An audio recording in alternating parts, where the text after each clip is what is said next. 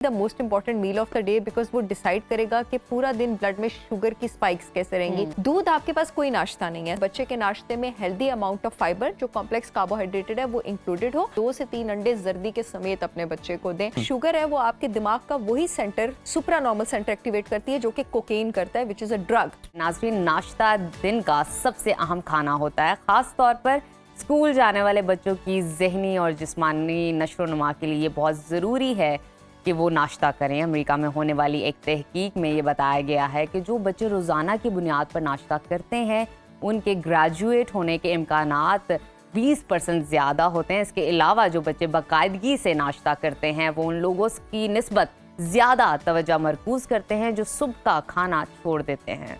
दूसरी तरफ अक्सर वालिदैन ये शिकायत करते नजर आते हैं कि जो मर्जी कर लें उनका बच्चा नाश्ता करता ही नहीं और उसके बिना ही स्कूल चला जाता है।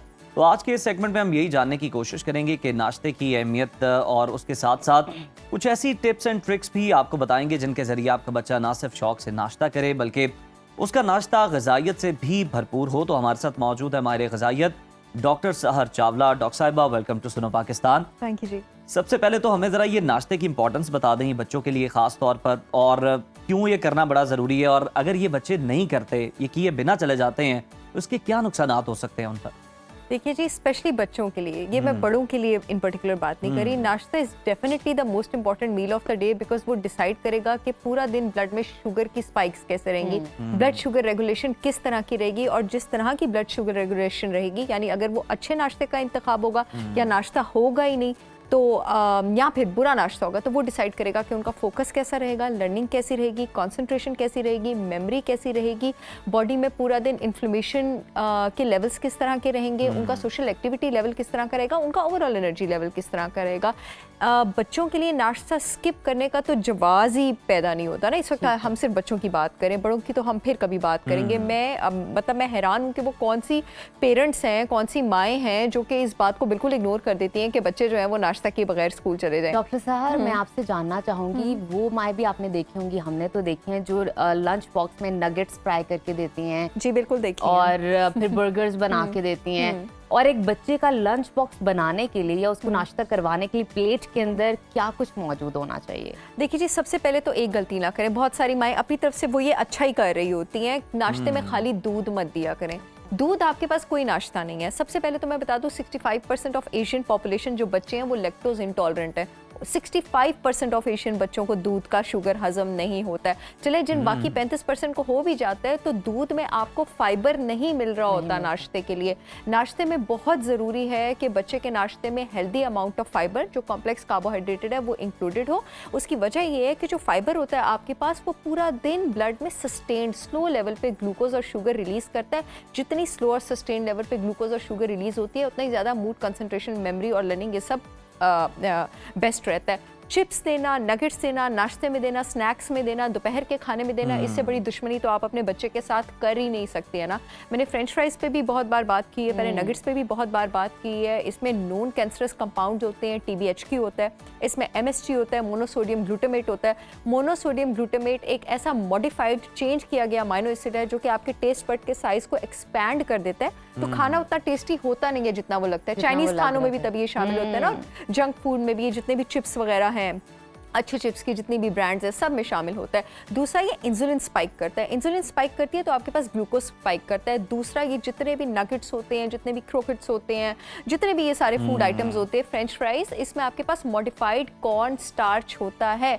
यानी जो आपके पास कॉर्न है, सबसे पहले मैं बता दूं कॉर्न वेजिटेबल नहीं होता, कॉर्न ग्रेन होता है। उसको अल्ट्रा प्रोसेस किया जाता है और उसमें ग्लाइफोसेट केमिकल्स मिलाए जाते हैं।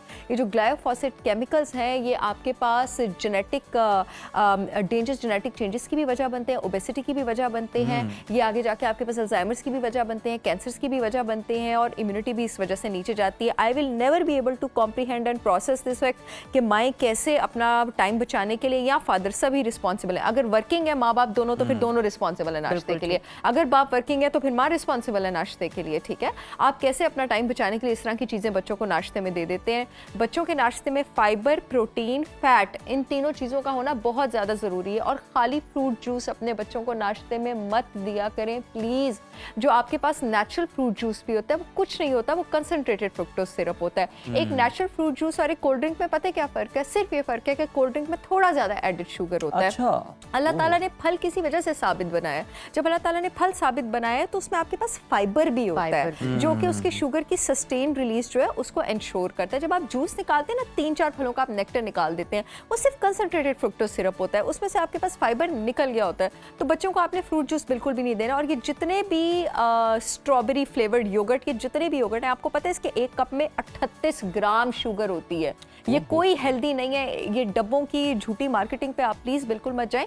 इवन कि आपके पास जो नेचुरल दही है अल्लाह ताला का बनाया हुआ, उसमें जो लैक्टोज होता है उसमें इवन के 12 ग्राम शुगर होता है, जो कि दैट इज हेल्दी। अगर आप एडिड शुगर एडिड वाले में 38 ग्राम तक होता है। सीरियल्स लेते आप इस बात का बहुत ज्यादा ख्याल रखें, इंग्रेडिएंट्स को पीछे अच्छी तरह पढ़ें कि कहीं उसमें शुगर अब तो मॉडर्न होने के चक्कर में डॉक्टर साहब हम देखते हैं कि इसी तरह के नाश्ते चल रहे होते हैं, जनाब माएँ भी यही कर रही होती हैं जो एड्स में देख रही होती हैं। अगर ऑर्गेनिक सीरियल्स हेल्दी हैं तो बहुत अच्छी बात है। मेक श्योर करें कि उसमें आपके पास क्रश्ड आलमंड्स हो, रोस्टेड नट्स हो, उसमें आपके पास बनाना हो, उसमें आपके पास डेट हो, उसमें आपके पास एप्पल हो, उसमें आपके पास ओट्स हो। आप उसके कंटेंट्स पढ़ें और देखें कि उसमें शुगर कितना एडेड है और कितना नहीं है। और ऐसी ब्रांड से लें जो कि सारी रेगुलेटरी अथॉरिटी से आपके पास अप्रूव्ड है, कहीं कोई मतलब इस तरह की चीज तो नहीं है। अदरवाइज सीरियल्स आर गुड, लेकिन अगर आप वो सीरियल्स बच्चों को दे रही हैं, ऐसे बड़े एक फेमस ब्रांड ऑफ सीरियल है, बहुत ही फेमस, जिसमें आपके पास अराउंड 53 ग्राम शुगर एडिड होता है, बहुत ज्यादा, बट स्टिल इट सेल्स, वो आपके पास सेल करते हैं।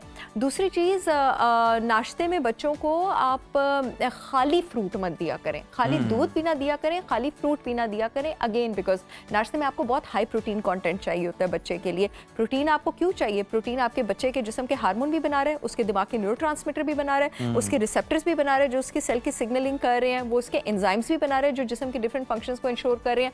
फल में प्रोटीन नहीं होता, फल में कॉम्प्लेक्स कार्बोहाइड्रेट होता है। एक और चीज़, नाश्ते का जो बेस्ट चॉइस है बच्चों के लिए मेरे ख्याल से ऐसा, अगर आपके बच्चे को अंडे से एलर्जी नहीं है तो 2 से 3 अंडे जर्दी के समेत अपने बच्चे को दें, और उसके साथ या आप उनको होल ग्रेन ब्रेड दे दें या आप उनको मल्टीग्रेन पराठे दे दें। इससे बच्चे को सब कुछ मिल जाएगा। अंडे में आपके पास प्रोटीन भी है, अंडे की जर्दी में आपके पास गुड फैट भी है, और जो आप उसको मल्टीग्रेन पराठा देंगे उसमें आपके पास फाइबर भी है। कंप्लीट मील मिल जाएगी। तो पराठा अंडा ये जो हमारा रवायती नाश्ता है बेहतरीन है, बेहतरीन जबरदस्त। अच्छा, मुझे ये बताइए कि क्या असरात पर बात कर लेते हैं कि जब बच्चे स्कूल जाते हैं नगेट्स खाकर, जंक फूड खा के, मूड्स पे बात करते हैं, उनकी लर्निंग स्किल्स पे बात करते हैं, किस तरह वो बच्चे रिएक्ट करते हैं? अच्छा, कभी नोट कीजिएगा, एक बच्चा जिसको शुरू में शुगर एडिक्शन की आदत नहीं है ना, उसको आप 2-3 बिस्किट दें, आप अक्सर देखेंगे बच्चों को आप मीठा दें वो हाइपर हो जाते हैं। अब जरा इस बच्चे को आप 6 महीने मीठा देते रहें, आप लाउड हो जाते हैं, they start bouncing off walls, you know, इतनी एनर्जी डिस्पेंस अपनी करते हैं। अब जरा इस बच्चे को 6 महीना मीठे देते रहें, 6 महीने बाद ये बिस्किट का पूरा जार भी खत्म कर लेगा और ये हाइपर नहीं होगा। इसका क्या मतलब है कि बच्चा लेप्टिन रेजिस्टेंट हो गया। रिसर्चेस साबित करते हैं, ये मेरी बातें नहीं है, ये डॉक्यूमेंटेड ऑक्सफोर्ड की रिसर्चेस हैं कि जो शुगर है वो आपके दिमाग का वही सेंटर, सुप्रानॉर्मल सेंटर एक्टिवेट करती है जो कि कोकेन करता है, विच इज अ ड्रग, यानी जो कि आपका रिवॉर्ड रिस्पॉन्स इनिशिएट करता है। अब जो शुगर से रिवॉर्ड रिस्पॉन्स आता है, डोपामीन आता है, वो आपके पास 30 सेकंड से लेकर 2 मिनट तक रहता है। जैसे जैसे किसी ड्रग की आपको एडिक्शन हो जाती है ना, and you stop responding to it, उसी तरह जैसे शुगर की आदत हो जाती है, the body stops responding to it. अब शुगर आपकी, जब आप इस तरह के वाइट शुगर्स लेते हैं, इस तरह के आप ट्रीट्स लेते हैं, आप जंक फूड्स लेते हैं, ब्लड शुगर आपकी बॉडी में ऊपर नीचे जाता है, तो फिर मूड और एनर्जी भी ऊपर नीचे। अच्छा, अब ये जब 30 सेकंड से 2 मिनट बाद डोपामीन खत्म होता है ना, तो उस डोपामीन के खत्म होने को जिस्म, क्योंकि नॉर्मली जिस्म को हर वक्त इतना रिवॉर्ड नहीं मिलना चाहिए, लेकिन अब क्योंकि ऐसे बच्चे को डेली बेसिस पे मिल रहा है, जिस्म उसको स्ट्रेस सिचुएशन समझता है, जिस्म रिलीज करता है स्ट्रेस हार्मोन कॉर्टिसोल, जो कि फिर उसके बाद लो डाउन मूड डिप की तरफ लेके जाता है। बच्चे चिड़चिड़े होते हैं, बच्चे आपके पास बदतमीज होते हैं। ये जिसकी मैंने बात की है, मोनोसोडियम ग्लूटामेट MSG एडिटिव, ये आपके पास न्यूरोटॉक्सिक भी है, ये न्यूरोटॉक्सिन भी अब माना गया। जो ग्लायोफॉसेट है आपके पास सारे, ये जो मॉडिफाइड सोय में होते हैं, मॉडिफाइड कॉर्न स्टार्चेस में होते हैं, ये जितने भी आप चिप्स अपने बच्चों को लेके देती हैं ना, no one can eat just one, इन सब में मॉडिफाइड सोय होता है, इन सब में मॉडिफाइड कॉर्न होता है। ये सारी चीज़ें आप खुद भी खा रही होती हैं, आपने बच्चे के हाथ में भी चिप्स का पैकेट पकड़ाया होता है।